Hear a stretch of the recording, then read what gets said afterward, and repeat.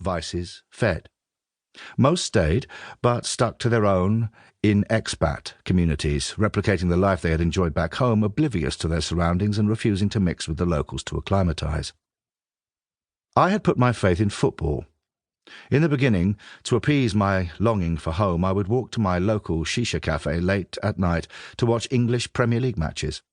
More often than not, the Egyptian manager would show only Tottenham games, no matter who else was on, given that the Egyptian international Mido was playing for them at the time.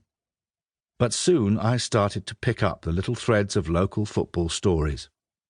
A 2006 World Cup qualifier, where the United Arab Emirates took on the mysterious North Korean national team, the struggles of the Palestinian national football team as they too tried but ultimately failed to qualify for the 2006 World Cup, riots in the Lebanese League between supporters representing competing sectarian groups, footballers in Yemen struggling to kick the habit of their national drug cat.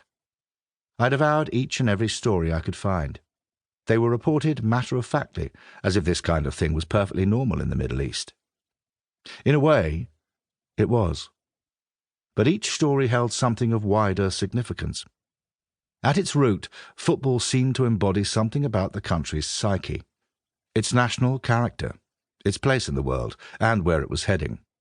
I wanted to find out more about the Middle East, and football seemed the perfect prism. My catalyst was the news that French World Cup winner Marcel Desailly had signed to play in the Qatari League.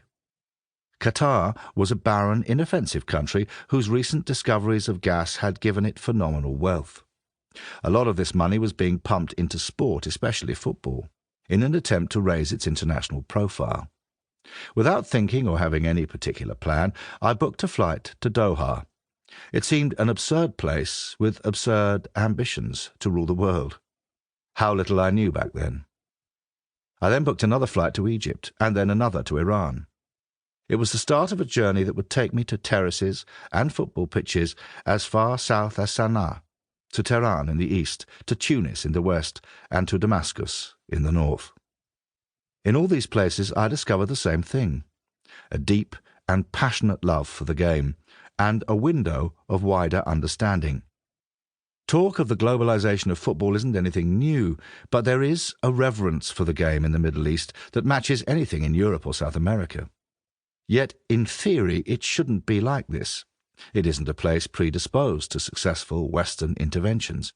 Tragedy has stalked every corner of the region, and when I first arrived, the West's standing couldn't have been lower.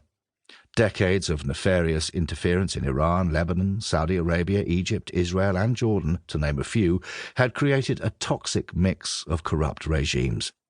Islamic fundamentalism, poverty, anger, and disillusionment. The duplicity and betrayal reached its nadir after the disastrous Second Gulf War and the dismantling of Iraq. From the borders of Hindu Kush to the Mediterranean, wrote the late Robert Fisk, we Westerners, that is, are creating a hell disaster. The chaos and the confusion had been a boon for Islamic fundamentalists seeking to paint the world in black and white, in us versus them rhetoric. It seemed, at least it did back in 2008 when I wrote the introduction to the first edition of When Friday Comes, that the diverse range of people who called the Middle East their home were rejecting the ideals that had once been heralded as the force of modernity. As a Westerner, an outsider trying to make sense of it all, taking the pulse of a region would be nigh on impossible, normally. Yet despite all this, one Western cultural export had achieved something that no amount of military intervention, aggressive foreign policy, or attempted subjugation could. Football had won hearts and minds in the Middle East. Every country in the region was obsessed.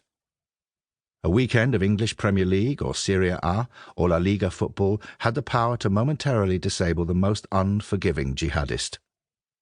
On the surface, the apocryphal story of how Osama bin Laden would stand on the Highbury terraces of his beloved Arsenal in the 1980s sounded ridiculous, but it was a testament to the game's power and reach that it was almost believable. Almost.